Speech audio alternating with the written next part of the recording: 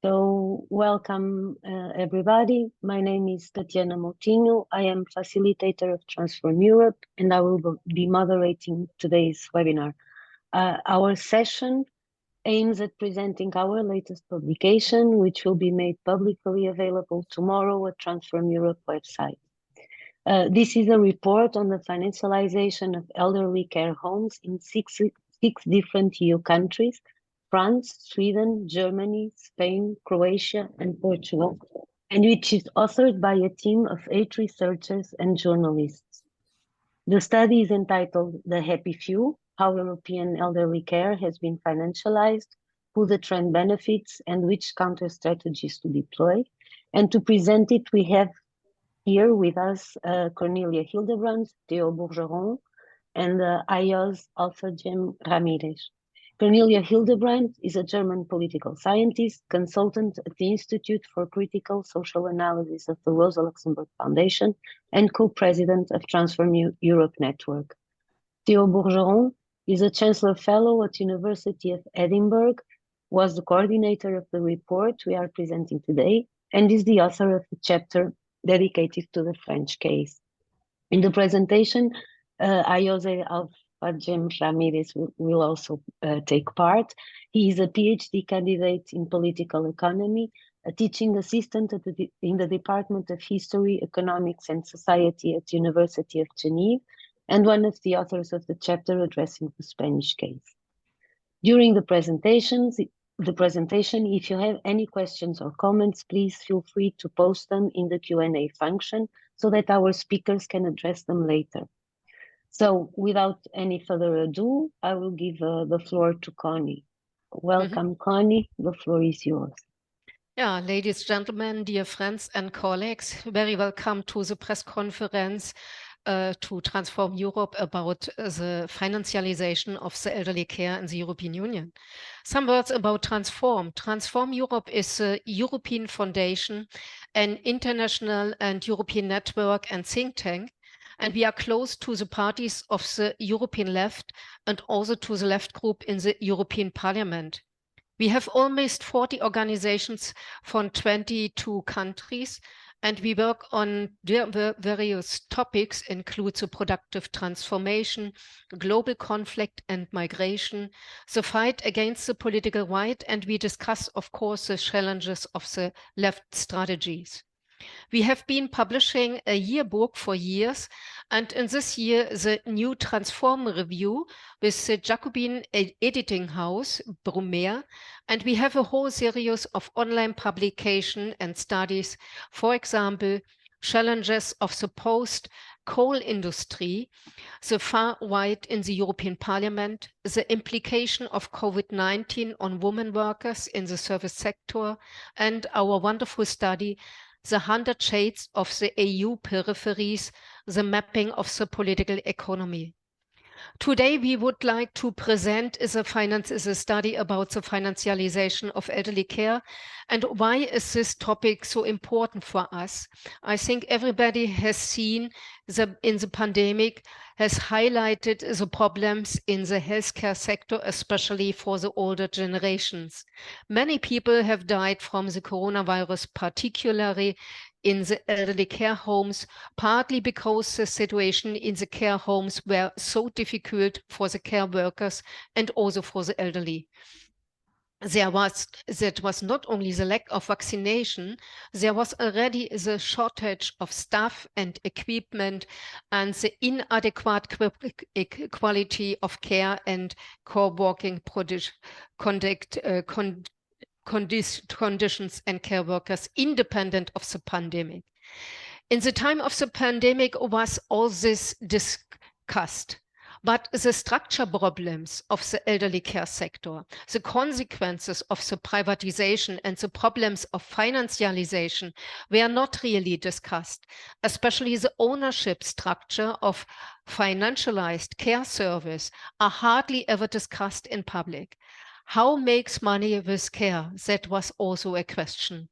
In view of the growing proportions of older people and the increasing need for elderly care homes, this question of the structure of the care sector is becoming more and more important. This is also because, in view of stagnating economic developments, the burdens of the war and the militarization of the EU, and the public finance for development of the elderly care sector will remain limited. The pressure to privatize the care will be increased. And also we see the tendency in 2050, the proportion of people over 60 will increase from 20 to 30%. The number of the people in need care will increase from 30 million to 38 million. In Portugal, the proportion of people of over 65 years was in 2009 18%, in 2050 32%. Since 1990, the number of people in need of care in Germany has increased 2.5-fold. That means business case for corporate capital. And that all this is not only the question for elderly people, that is the question for the whole generations. For example, the old age poverty is one of the 5 major concerns of the young generation in Germany. And of course, that describes the character of our society. The character of our society is reflected in the care and solidarity it provides for the weakest member of our society. This issue is linked to the issue of human dignity, and when we want to have a society based on solidarity for everyone, that everyone can live in dignity and social security, then we have to speak what is going on in the care sector for the elderly people. I will finish my words and I give back the floor to Tatiana Monteo, my colleague and friend. Many thanks. So thank you, Connie, for your introductory remarks. I would now give the floor to the authors of the study, Theo Bourgeron at first, and at some point, Ayose, I think, will also jump in the presentation. So again, please, if you have questions during this presentation by Theo and Ayose, please feel free to post them in our Q&A box. Theo, the floor is yours. Yeah, all right. So thanks, Tatiana, and thanks, Connie, and hello, everyone. Good afternoon. So I'm the coordinator of this study, and I'm going to present you the main takeaways of the study, the main ideas that we develop in the report. So it's more than 60 pages long.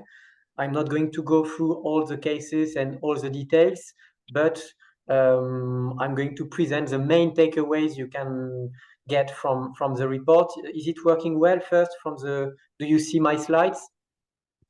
Yes. Yes. Right.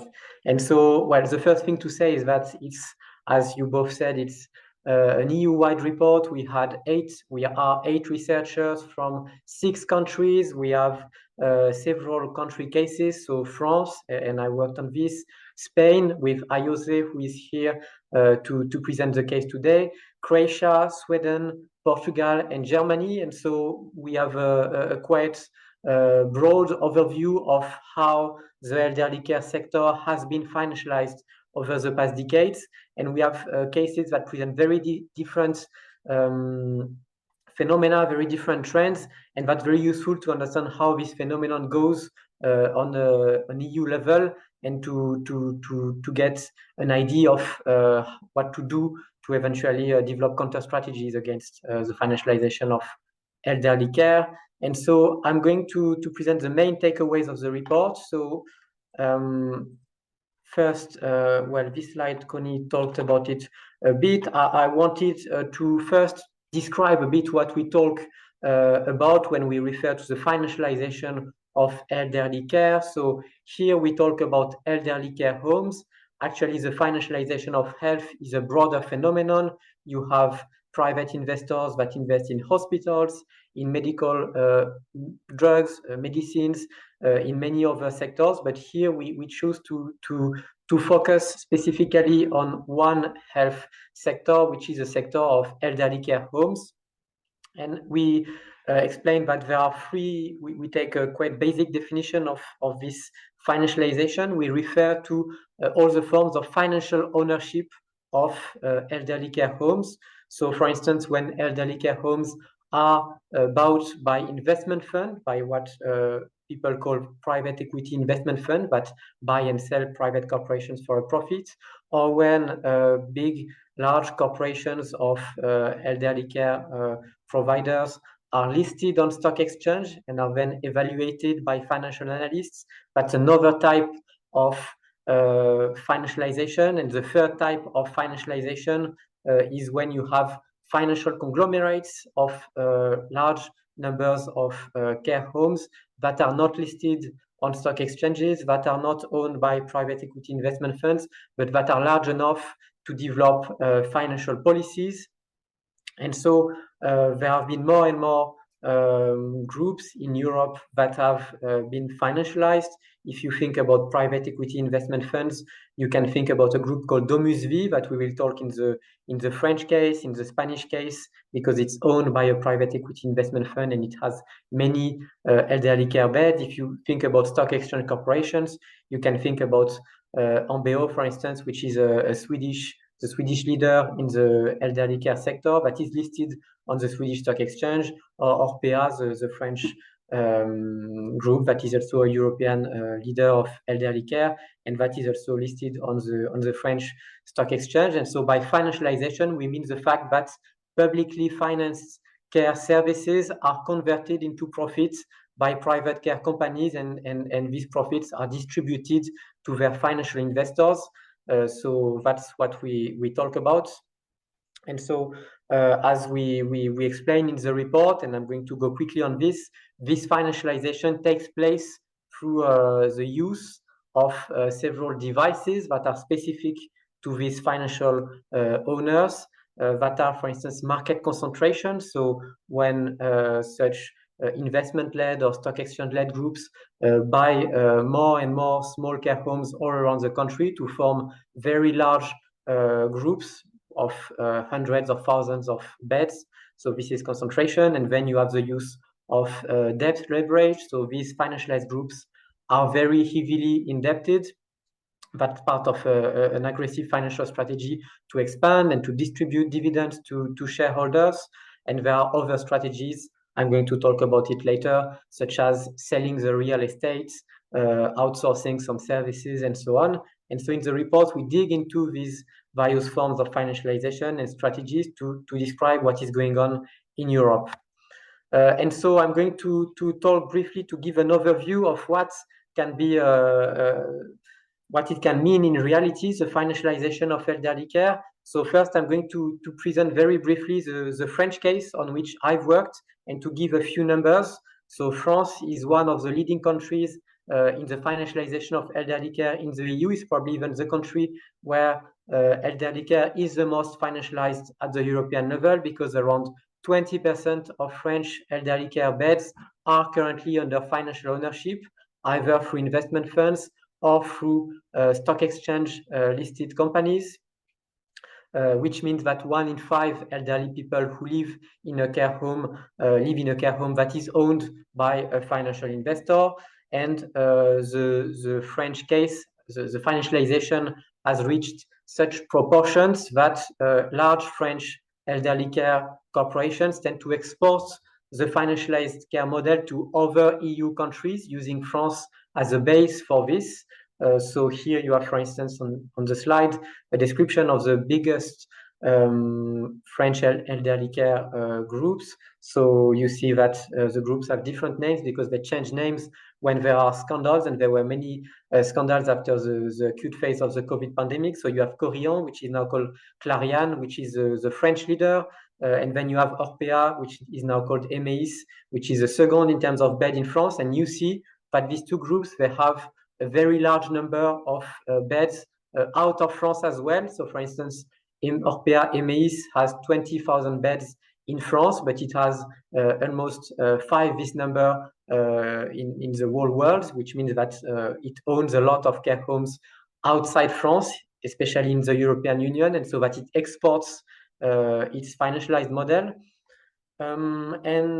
Before going to the main takeaways of the report, I also wanted to say a few words on the Spanish case. So we have here on the call Ayose, who is a co-author that worked on the Spanish case. Maybe Ayose, you want to say a few words on this slide to present what happened in Spain recently? Yes, thank you, Theo, and thank you, Tatiana and Cornelia, for organizing this presentation and making possible this report.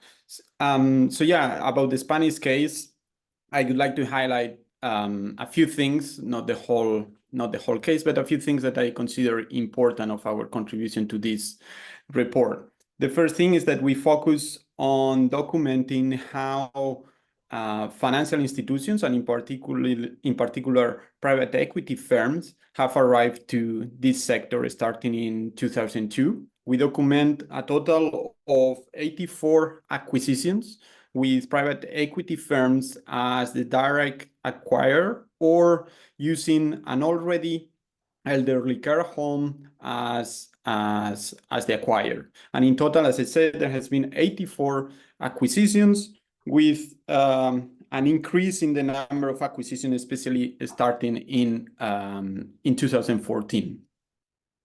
Of course, this is a global trend. It's not exclusive of the European countries, but the common denominator of these firms is their business model, which we also document the impact that this business model have upon the financial and economic health of the elderly care homes.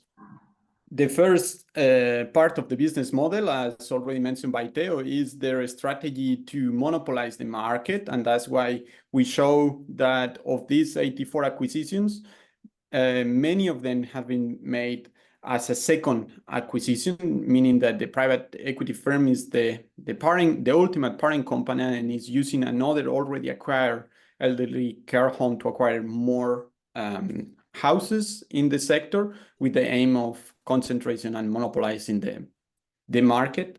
The second and very worrying characteristic of this business model is the use of leverage buyouts. These leverage buyouts use an amount that is around 85 to 60% of the value of the acquisition in the form of debt that is loaded onto the balance sheet of the elderly care house. So in the end, it's the elderly care house that pays for most of the value of its own acquisition.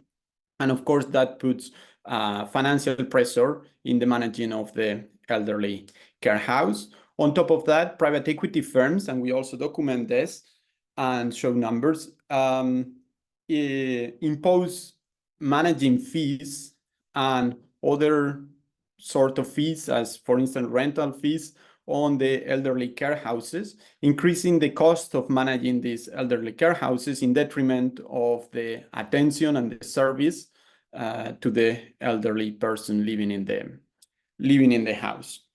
It is remarkable that the largest private provider of elderly care houses in Spain is owned by a private equity firm, which is Domus V, which in the end is, as Theo has already mentioned, a French corporation.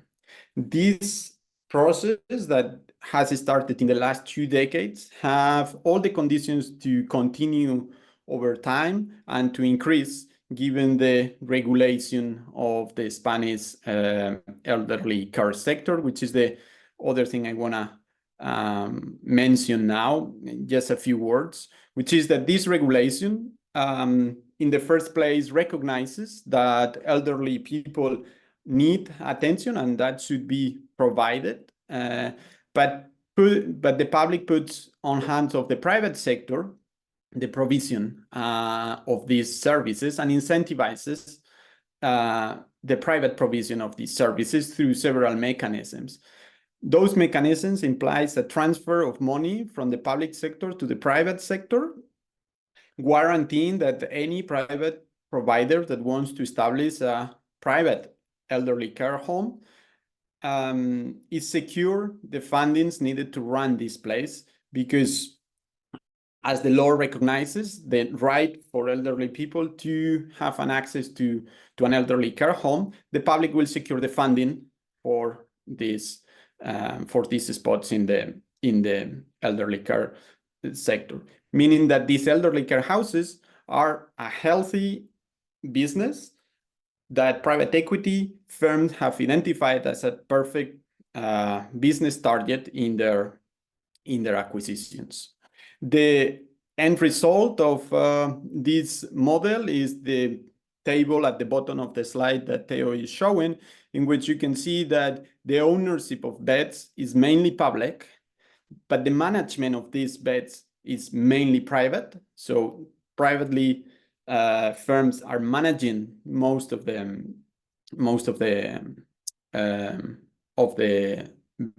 spots in the elderly care houses, and the funding for that comes from the public. So the public is funding the private management and the private ownership of these elderly care houses. All in all, what this is, and with this I finish, with the result of this is a perfect landscape for these private equity firms to arrive to the sector and benefit from the current regulation of the sector, allowing these private equity firms to impose their business model, highly profitable and highly detrimental, as we also show in the report. But unfortunately, I don't have time to get into it. With this, I give back the word to Theo. Many thanks. Yeah, thank you very much, Ayose. And so that's a very interesting description of the Spanish case. We won't go through all the cases, but we just wanted to show you that in the report, we dig into each case in very much depth, looking at all the acquisitions and mapping the financialization of elderly care in Europe. And based on this mapping and these cases, we have several takeaways to develop. The first one is that elderly care financialization in the EU happens in an uneven way. So there are countries that are very highly financialized. So in our report, these are the cases of France or Sweden, where, for instance, in France, 20% of elderly care beds are owned by financial investors. And so you have a financialization that is so high that these countries expand financialization to neighboring ones. So France invests, French financialized elderly care groups invest in Spain, in Portugal, and in other countries. And Swedish groups, they invest in all the Nordic countries as well. And so you have an expansion trend that is based on these very highly financialized countries. Then you have countries that have a medium level of financialization, such as Germany or Spain, even if in Spain you have a very recent and strong financialization trend.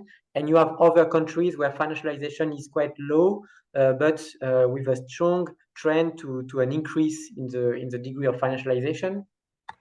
And what we show is that this timeline is mostly determined by one thing, which is state support. So actually, financialization is not the result of the efficiency of financial actors or the fact that they are very good at doing their business.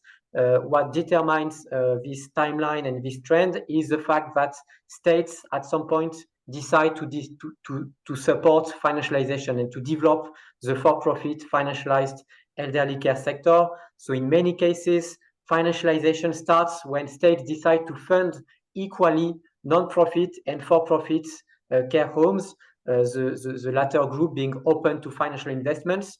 And this happened generally during austerity periods. I'm going to talk more about it. But in the case of Spain, for instance, you had this very strong trend where after the financial crisis, paradoxically, there was an austerity trend and there were measures, if I'm not mistaken, I mean, Ayose could correct me, but from what I read from the report, there were measures that aimed at expanding the private sector in elderly care homes, the for-profit sector in elderly care home. And paradoxically, this reaction to the financial crisis generated more financialization in this sector and opened the doors to financial groups in the elderly care sector, especially foreign French ones.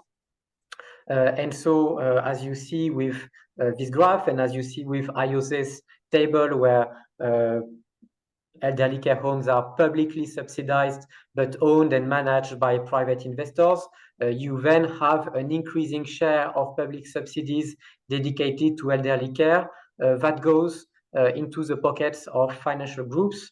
And you have also a support of states, for instance, when these groups end up failing because they went too much into debt, states end up bailing them. And you see this, for instance, in the French case, where you had Orpea, which was one of the two French leaders and also one of the two European leaders in private elderly care provision, that failed, that went bankrupt in 2022, and the French states and French public banks ended up bailing it out.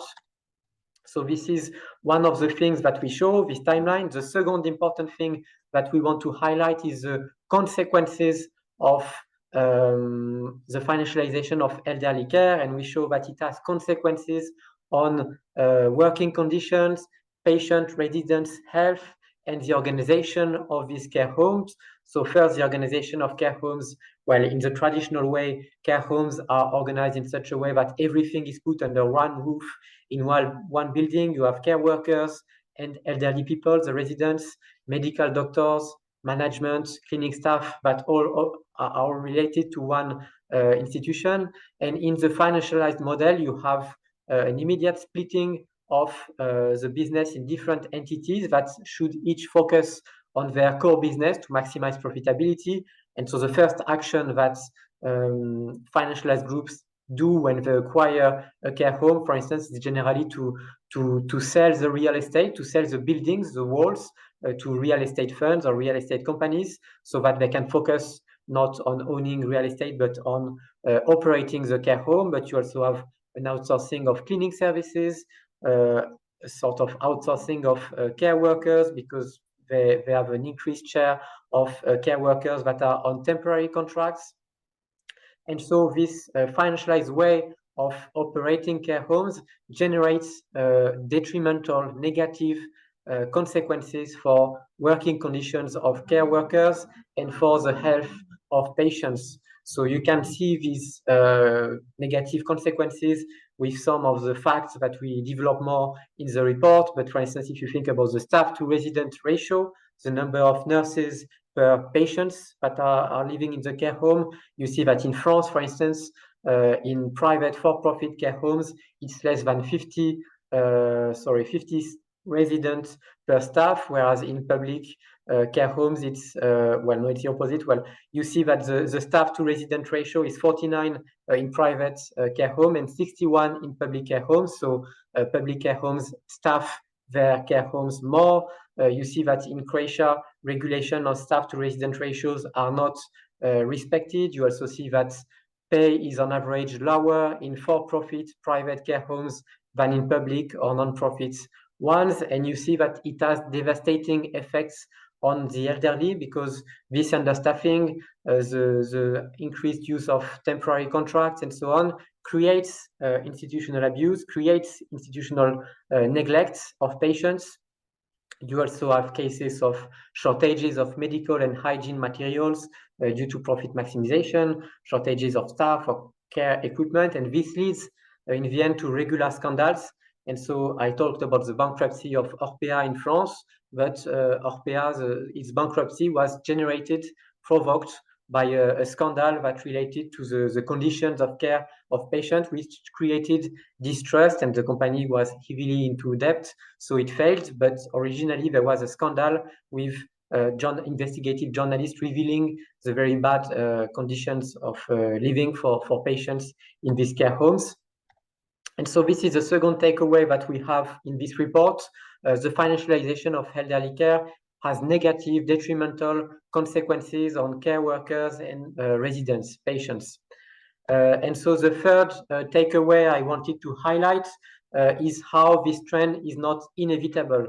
So the report is entitled The Happy Few, and this referred to something I'm going to talk about now, because we want to counter the narrative that the financialization of elderly care would be somewhat an inevitable bottom-up trend where in every country there is a trend towards financialization, and it goes up and up because it would be somewhat better, more efficient, or whatever. We show that to the opposite, it's not a bottom-up trend at all. It's generated by what we call the happy few, which is a small number of groups that are located in a small number of countries with very strong core peripheries dynamics. So with Transform Europe, the think tank likes to highlight these core peripheries dynamics in the EU with especially Western European countries that are very capital rich, etc., and other countries that are more targets of investment. And here you find this phenomenon very strongly in financialization of elderly care. For instance, you see that top French groups are expanding and actually driving the trend of financialization in Portugal, in Spain, in Croatia. It's not a spontaneous financialization trend. It's driven by big groups from a small number of countries, especially France. And if you look at the Nordic area, you see that Swedish groups, again, are driving the trend. The 5 top Swedish groups are expanding all over the Nordic region and financializing the elderly care sector of Finland, of Denmark, of Norway to some extent. And so this is what is driving this trend. And this small number of groups expands thanks to state support, as I said already, especially in austerity periods. There are austerity drives that serve as a pretext for shock therapies, and that opens the door to actually very costly and unhealthy financialization drives. And the idea behind this is that this trend of financialization is reversible because it's generated only by a small number of groups located in a small number of jurisdictions. And so as a consequence, by targeting these groups and by targeting this jurisdiction, we can reverse the trend. And so that's all for the takeaways of the report. And now we end up this report with some propositions of counter strategies. And we have 2 main types of counter strategies. One relates to the policy measures that the European Parliament and national policymakers should adopt. And we strongly believe at Transform Europe that we should target the core mechanisms of financialization in the elderly care sector, that we should ban and prevent financialization from taking place there. And one important measure is to set a cap on debt leverage, which is a very important tool in the toolbox of financial investors in the sector, increasing debt to extend to other countries, to extend to acquire other homes. And so we propose to set a cap on debt leverage at a very low level for financial corporations that operate in the elderly care sector, so that there is no big aggressive indebtedness of financial care home groups, and that it curbs this trend. And we also propose to increase public and non-profit provision of elderly care services. Financialized elderly care services are very expensive, very costly, and we contend that this money would be better employed if it were shifted to providing public and non-profit elderly care services instead of financialized one. And we think that there is a second type of recommendations that need to be made, which is that in the report, we study all the counter strategies that occurred in the 6 countries of the report. And we explained that it's important also to think about the political economy of this financialization trend. Why does it happen? Why don't people resist more, etc.? And we show that actually there are many actors that already resist against this financialization trend in many countries. There is pressure by the media, by investigative journalists, by NGOs, by workers, trade unions that I didn't put in the list, but are very important, by associations of relatives, mostly people who died in elderly care homes. So you have all these actors that are already here and that lead sometimes successful campaigns. In France, Orpea, now EMEIS, was taken down by this kind of actors, investigative journalists, associations of relatives, etc., that put pressure on the group and ended up leading it to bankruptcy. And so we argue that we now need a broad pan-European platform that brings together all these different types of factors around this issue, and we explained that this can also take place in the broader mobilization that takes place around the financialization of elderly care these days.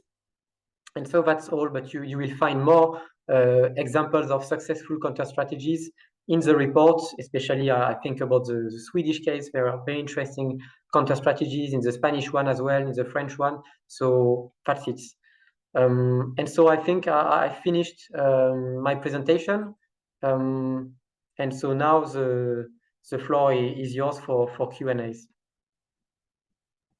Okay, thank you so much, Theo. In fact, I don't know if you can see, but we already have three questions in our Q&A. Maybe I will read them out because I'm not sure if the attendees can read to each other's questions. So, and I will read, I will forward you the questions in the order they were put in the chat. So, Claire English, thanks for the presentation. And she's wondering if you, the authors, interviewed any care workers as part of this process, and if they told you anything about how financialization has impacted in their working conditions and how it felt to live, if there is a sense of difference in terms of care delivery in financialized care homes. So what did you see as the key outcomes of financialized care models in terms of workers' lives? Well, so thank you, Claire, for the question. Actually, we did not interview directly care workers. We did not have the time to do so in the study, but we studied reports by newspapers, by academic articles where care workers were interviewed, and also statistical reports on how care work is remunerated and so on in these care homes. The main ideas and the main outcomes, as you say, of financialized care models on working conditions are lower pay, as we explained earlier, lower staff to patient ratios, staff to resident ratios, which means that the workload for nurses in these care homes is more intensive. You have also an increase in absenteeism, the fact that people don't turn out to work, mostly because they are ill, mostly because there is a huge workload. A huge workload in these care homes, and you also have an increase in temporary contracts in financialized elderly care homes that we also describe in the report. And the last thing I wanted to highlight is also that in elderly care homes, as a result of these bad working conditions, you have lots of social movements occurring, and we detailed many of them. And in these social movements, you generally find out that these financialized groups employ anti-union tactics, and there are many strike-breaking tactics that are employed and used, and we develop them as well in the report. So this is a bit a summary of the main reactions and the main outcomes of the financialization of elderly care home for workers. Okay, thank you, Theo. I will jump into the next question. It's by Salma Kadi, who also thanks for the presentation. And she says that in Austria, some regional governments have managed to prohibit for-profit actors to access to long-term care. Do we know of any examples of such a strategy in other European countries? So you were mentioning the austerity agenda as a leverage for this type of processes. Do we have other examples? I think that's an interesting question, because if you look at how the trend unfolds in many countries that have now financialized elderly care sectors, at the start you had some sort of prohibition of for-profit sectors, or at least an institutional framework where these sectors were not at all encouraged by policymakers. So in this report, for instance, we talk about the Croatian case. In Croatia, you have a regulation that first does not subsidize at all financialized elderly care homes.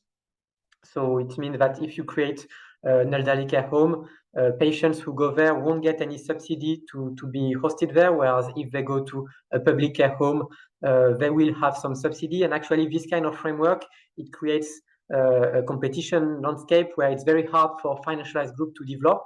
then I'm not aware in our 6 cases of situations where it's really prohibited by the law, even if in the Croatian case, you have regulations, for instance, that allow some private care homes and even for-profit private care homes to receive some public money on the condition that the owner of the care home lives in the care home. So it means that these are called family homes.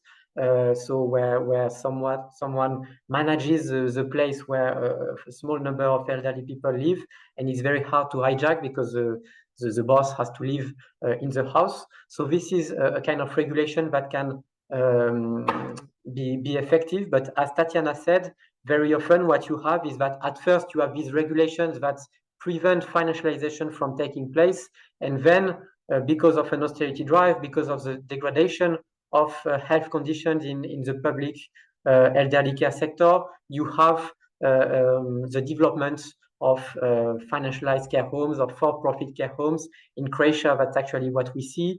I talked about this model of family homes, public care homes, but actually the state of these homes is very bad. And so this creates an incentive for some Western, including, for instance, French financial groups, to go there and offer services for premium customers and progressively develop their offer and their base in the country. And so you see a progressive shift in this respect. So, but yes, I didn't know about the Austrian case, but it's the kind of measures that is interesting for us. Thank you, Theo. And one final question, at least for the moment, by Maximilian. He wants to know if the growth of the market share of financialized care firms correlates with a retrenchment of public non-profit providers, or is it rather that the market itself is growing, the demographic changes that we also mentioned, and it is the financialized firms that are more successful in capturing the increases in demand? Well, so to this question, I think first, what you don't see in Europe, given the demographic trends, you don't see elderly care homes closing in the public sector, in the non-profit sector. You don't see homes closing. So it would mean that this growth is linked to the fact that financialized care firms open new care homes. But then you have this trend as well where financialized firms, so the share of the increase in the share of financialized firms operating in the market results in a decrease, a mechanical decrease in the non-profit and public, in the share of non-profit and public care homes. But it does not mean that public and non-profit care homes are closing. Actually, both are increasing at the same time, or public and non-profit provisions remains flat, and for-profit provision increases. What you also see in some cases, especially, for instance, in Spain or in France, is that you have many non-profit care homes or small for-profit care homes that are acquired by financialized care home groups, and that then are accounted in the group of for-profit financialized care homes. So this you see this trend very clearly with small cooperatives or groups, pools of non-profit care homes that at some point are acquired by a big stock listed group. And this is also related in the end of your question. You say, is it because financialized firms are more successful in capturing the increases in demand? I would say that I'm not sure they are more successful, but I think that they have a big advantage, which is that they have access to capital markets. And when you can raise billions of euros of debt, as the biggest European players can, you can really outcompete non-profit groups that cannot actually raise capital on capital markets, and that cannot expand, and that as a result cannot invest and cannot capture the demand. And so you have a competition which is biased and which is tweaked somewhat, and this means that the increase in demand over the past few years in highly financialized countries is captured by these financialized groups, but it's not because they are more successful. Okay, thank you. I think, Connie, do you have a question? Yes. Okay. Theo, you mentioned the family care homes, and also in the Portuguese case is illegal care homes. Do you see some possible strategies to control the conditions, the working conditions, and also the conditions of care in these homes? And do you see minimum standards on the European level for the care workers and also for the care quality in the elderly care sector? Is my first question. I have a second one. So as for so indeed there is a trend of shady care homes in Croatia, in Portugal. The two cases show that there is this development of illegal care homes or these very strict regulations that somewhat are hijacked by market players. And you see indeed issues with working conditions. If there is a way to control this, it really depends on national regulation. But what I think is that scandals very often there are many scandals in elderly care homes in most of the countries that we detail. There are scandals with respect to working conditions and with respect to care. And actually, these scandals often come from a lack of supervision by health agencies. And it's not that private for-profit actors are very smart and they know how to avoid control. It's that actually control authorities have been made weak, or they have not been given new powers when at the same time the market was privatized and financialized. And so this situation results from the lack of supervision by health agencies. And your question had a second part, which was what can we do at the European level for this? So it's difficult question because there is an entanglement between domestic law and European law.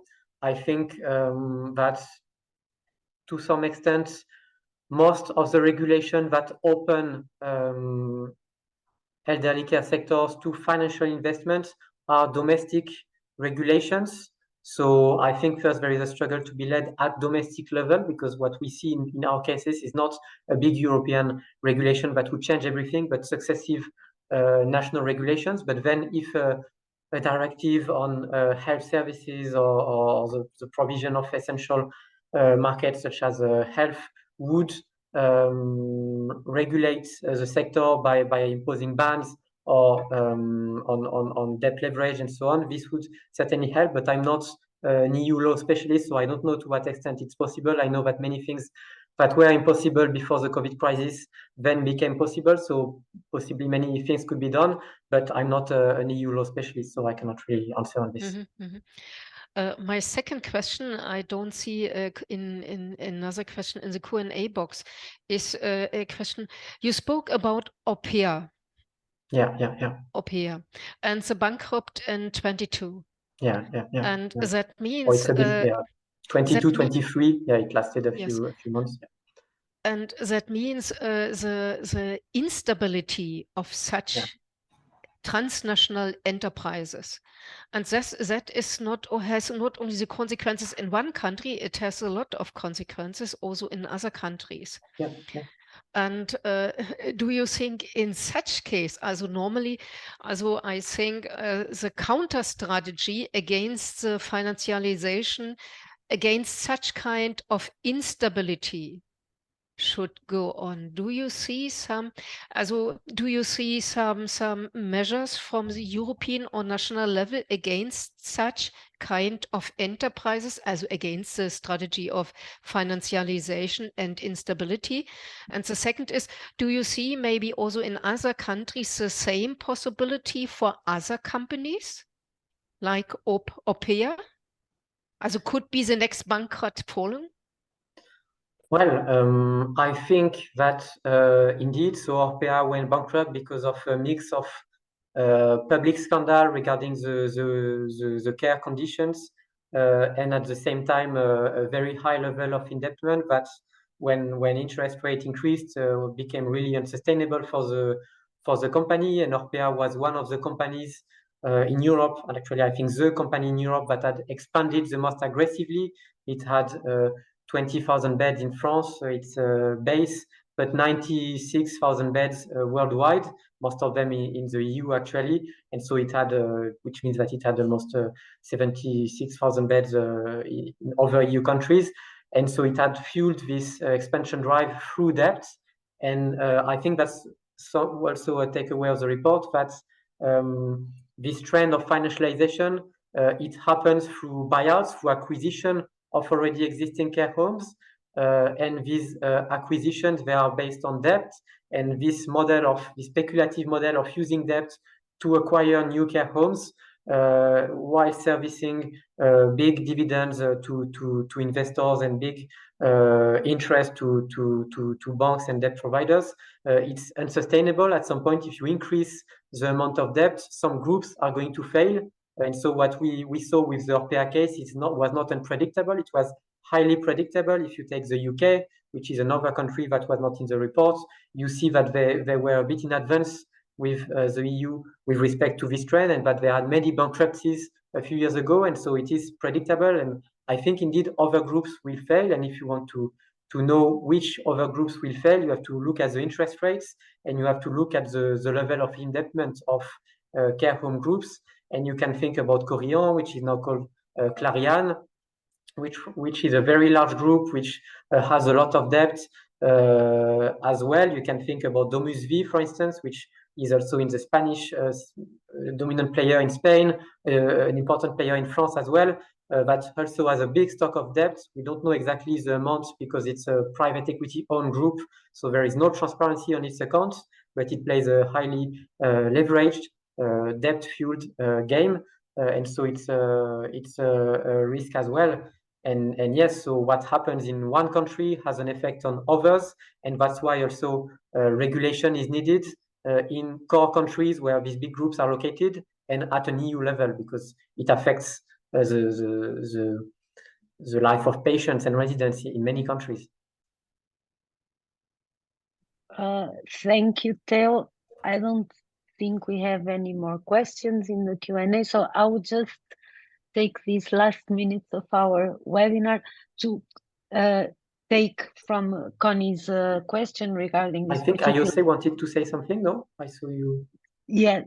Ayose? Okay. Sorry, yes, if I may also to contribute to Cornelia's last question. I think Orpea's case is paradigmatic in the sector because it was the largest EU provider. But I think the risk, especially when it comes to firm or elderly care houses acquired by private equity firms, I think the risk is not in the private equity firm itself, even though it may manage many indebted elderly care houses, but the risk is in the small elderly care houses that are acquired by the private equity firms, because these houses are going to be passed on. They are going to be sold to someone else, and they're going to be sold most likely with a way higher debt to equity ratio that they used to have, and that's a big financial risk for these small providers. So even though the very leveraged the full game, as Theo said, is played by the private equity firms, the risk is on the small elderly care houses. And I think the problem with this is that unlike the Orpea case, that is a firm listed in the stock market and so on, whatever happens to it, there's going to be many people watching. No one is actually watching what is happening with the small elderly care houses. They go completely under the radar. Actually, in our case, we provide some financial information about these small elderly care houses, but it's very difficult to access it. You need some sort of financial data provider, which is expensive, and in many cases, not even them, they have the information. So I think this is another challenge and another complication with the financialization of the elderly care houses, that the risk is in the small providers that are let alone after the private equity firms have profit from them. Many thanks. Okay, Thank you. So what I was picking up on Connie's question and also on your answers, this paradigmatic case of Orpea, it's recent. And my question is, has this sparked, at least in France, some debate or public awareness of what the implications of financializing elderly care homes or the care sector or whatever sector that is being under financialization? Has this sparked some debate, some answer from the public, social movements, trade unions, political parties?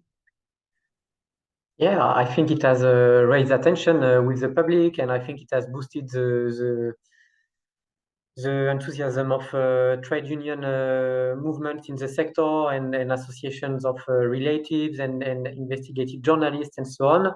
I think it has played somewhat a positive role, this bankruptcy and this scandal. And at the same time, I think that you see that the policymakers and the big groups of care home providers, they also deploy tactics to isolate the Orpea case. Well, now first, because Orpea is no more called Orpea, it's called EMEIS, so as if it's a past story and it's finished.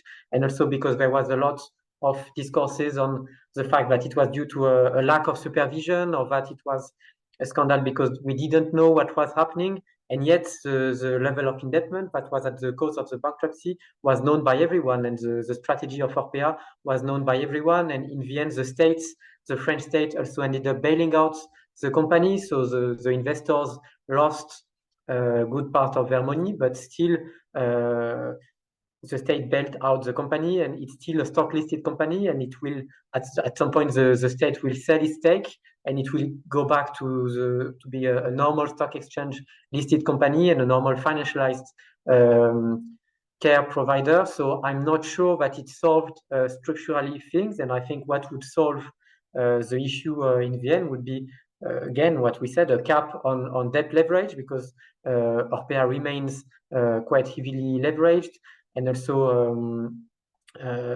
questioning of this public subsidy of for-profit firms that allows these companies to be profitable and these companies to expand. And I think this, in the French case, for instance, it was a huge scandal. It was the second largest care provider in France, and yet it did not change these mechanisms. There was an inquiry commission in the parliament and lots of discussion, and left-wing groups, La France Insoumise and so on, proposed to change these regulations, but strangely, Emmanuel Macron's majority did not do anything, and so the company was bailed out, and the regulation did not change fundamentally. Okay, things working as we would suppose they would. So we are about to finish, I would say. Thank you so much, Connie, Theo, and Ayose for this presentation. Thank you, everybody who has attended. Please don't forget that from tomorrow onwards, you can check and download our publication from Transform website. And if you have any questions and comments, you have our emails. You can get to us, and it was a pleasure to having you today. Thank you very much.